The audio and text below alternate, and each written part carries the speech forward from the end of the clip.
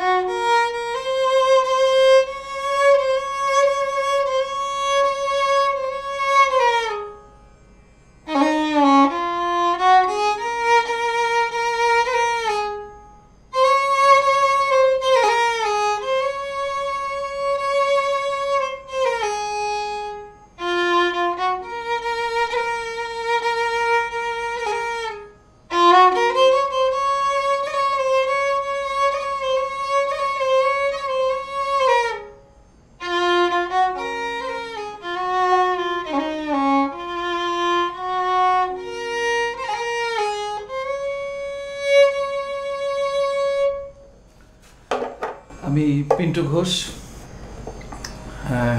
মানুষ হওয়ার চেষ্টা করছি, মানুষের মতন মানুষ হওয়ার। আমি মূলত গান বাজনা ভালোবাসি, গান বাজনার সাথেই আছি। আপনারা আমাকে ভালোবেসে আজকে কেউ হয়তো অনেকে গায়ক হিসেবে চেনেন, অনেকে বিভিন্ন যন্ত্রপাতি বাজাই বলে বাদক হিসেবে চেনেন। কোনো এক সময়ে থিয়েটার পারফরমেন্স করতাম, অনেকে থিয়েটার লাইনেও চিনি। অলমোস্ট যেই সব কিছু ভালোর সাথে থাকতে চাই। সঙ্গীত জিনিসটাকে দেখা যায় না, অনুভব করা যায়। তো এই অনুভবের জায়গাটা অনেক দৃশ্যের সৃষ্টি করে, যে দৃশ্যটা আসলে সহজে দেখতে পাওয়া যাবে, আবার সহজে দেখতে পাওয়া যাবে না, এই দুটোই এর মধ্যে আছে। আসলে আমাদের বাউল যারা আছে তারা কিন্তু অধিকাংশই দেখেছে সঙ্গীত ওইভাবে শিখে নেয়, কিন্তু তারা জানে, তারা পারে, তারা আ করলে একটা সুর হয়ে যায়। তো আমার মনে হয় সব জায়গাতে আসলে সঙ্গীতটা বিদ্যমান।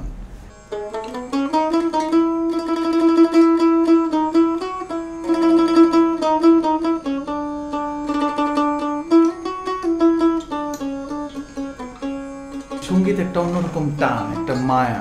আমার মা গান করতেন, সঙ্গীতের যে সুন্দর যে স্বাদ বা টেস্ট মায়ের পেটে থাকতে আমার মনে হয় আমার ভিতরে ওই টেস্টটা আসলে হয়তো ঢুকে গিয়েছিল। আমার বড় ভাই স্পেশালি রতনদা, উনি আসলে অনেক ধরনের ইনস্ট্রুমেন্টের সাথে আসলে ইন্ট্রোডিউস করিয়ে দেওয়ার একটা প্রয়াস করতেন সবসময়। আমাদের বাসায় বিভিন্ন পারপাসে অনেক ধরনের আর্টিস্টরা আসতেন, কারণ আমার বড় ভাই সঙ্গত করতেন ওনাদের সাথে, আমার দাদু সঙ্গত করতেন, আর আমার বাবা কাকারা আসলে গান বাজনাকে ভীষণ পছন্দ করতেন।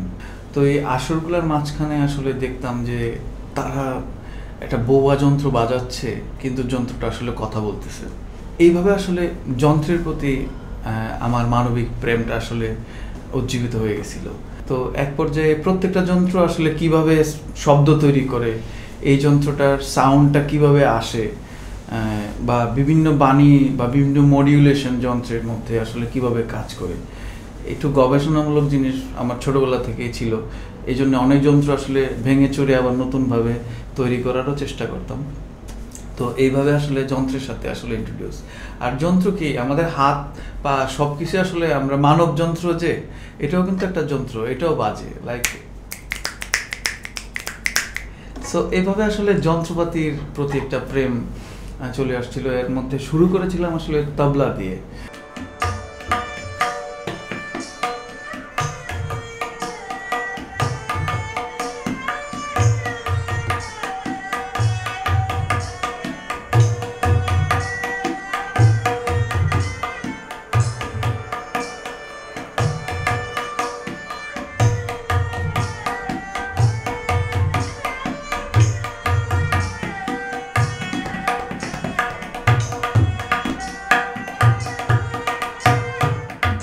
তো আস্তে আস্তে তবলা দিয়ে শুরু করা, তারপর হারমোনিয়াম, কিবোর্ড, হাওয়াইন গিটার, বেহালা, একতারা এবং একতারা দিয়ে বিভিন্ন ভার্সেটাইল সাউন্ড ক্রিয়েট করা।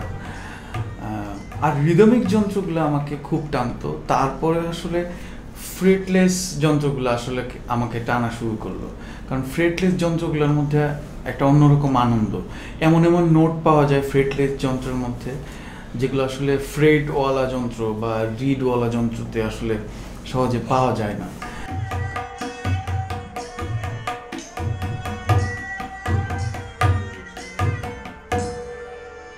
আমরা অনেক বড় পরিবার, আমরা একত্রিত পরিবার বড় হওয়া। আমাদের বাবা কাকা আমাদের 3 জন।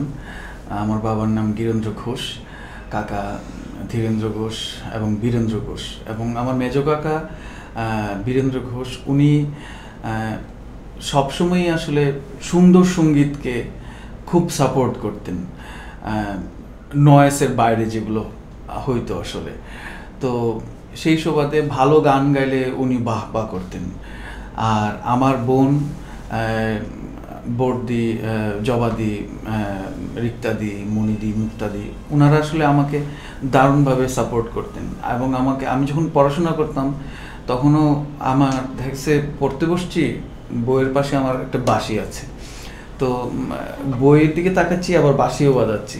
তো আমার বোনরা বলতো, কিরে বড় হয়ে কি দেশে বিদেশে গান গায়ে বেড়াবি নাকি? আমি বললাম আমি তো জানি না, কিন্তু আমার ইচ্ছা আছে যে এরকম বাউল হওয়ার। না না, এগুলো করা যাবে না, আসলে পড়াশোনা কর।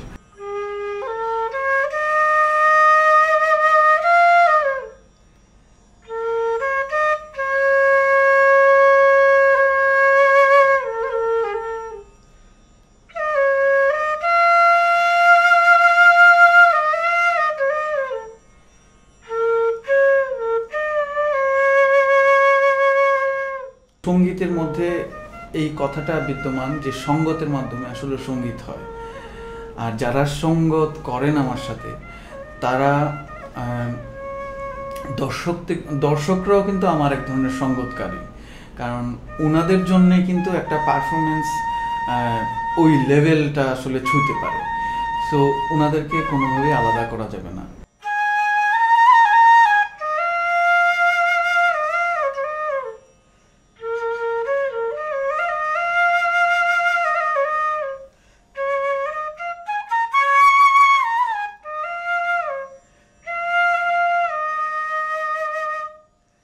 মিউজিক এরকম একটা জিনিস, শত্রুকে আসলে বন্ধু বানিয়ে ফেলে।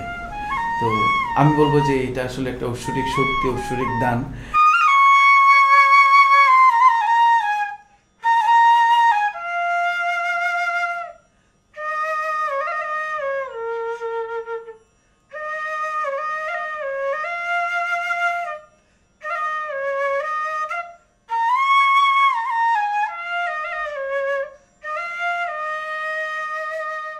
বাইরে পারফর্ম করেছি, সেখানে রিয়াকশনগুলা খুবই অদ্ভুত ছিল। অনেকে হয়তো দূর থেকে দেখলে বা কাছ থেকে দেখলে বুঝতে পারে না যে আমি কি গান বাজনার লোক, না আমি কি করতে আসছি। পারফরমেন্সের পরে যখন ওনারা কথা বলেন, তখন ওনারা ভীষণভাবে টাস্কিত হন যে আমরা তো ভাবতে পারি নাই যে আপনি এরকম 5-4টা যন্ত্র বাজিয়ে আমাদেরকে এভাবে মুগ্ধ করবেন। আমরা তো বুঝতেই পারি না। আমরা তো ভাবতাম যে আসলে এই ধরনের আর্টিস্ট কি আদৌ আমাদের দেশে হয় কি আছে। আমাদের দেশে অনেক দারুণ দারুণ আর্টিস্ট আছে, এবং আপনাদের বাহবা এবং আপনাদের সহযোগিতা পেলে আমাদের দেশে আমার চাইতে অনেক দারুণ লেভেলের আর্টিস্ট নতুনভাবে সামনে আসার অনেক সম্ভাবনা আসলে আছে আমার মনে। ভালো লাগে না কোনো কিছু তোকে ছাড়া, ভালো লাগে না রোদ মিষ্টি হাওয়া, ভালো লাগে না সময় বেঁচে থাকা। তুই একবার ঘুরে যা আমার স্বপ্নের দুয়ারে, তুই একবার ডুবে যা এই হৃদয় সাগরে, তুই স্বপ্নে এসে ছুঁয়ে যা আমার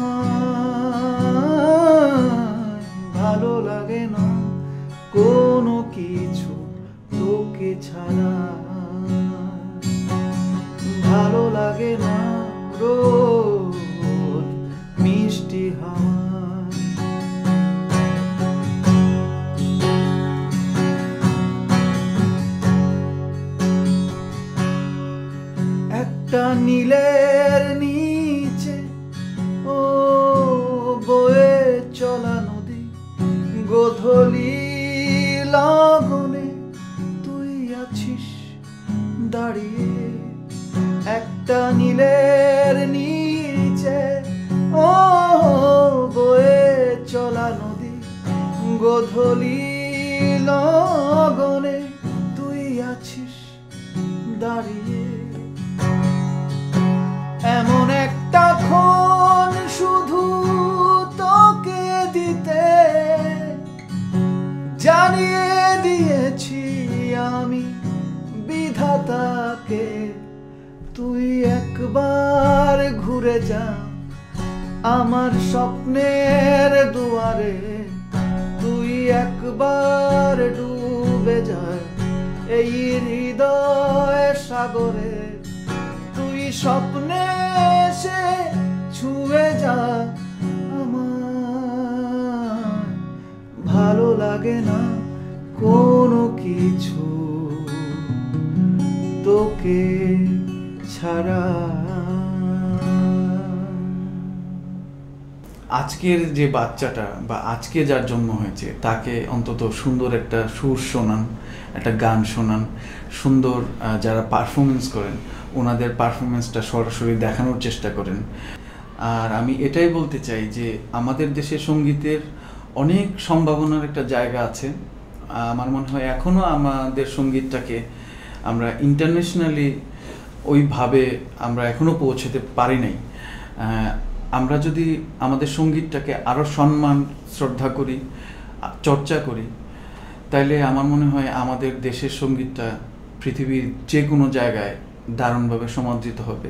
ভালো লাগে না কোনো কিছু তোকে ছাড়া, ভালো লাগে না রোদ মিষ্টি হাওয়া।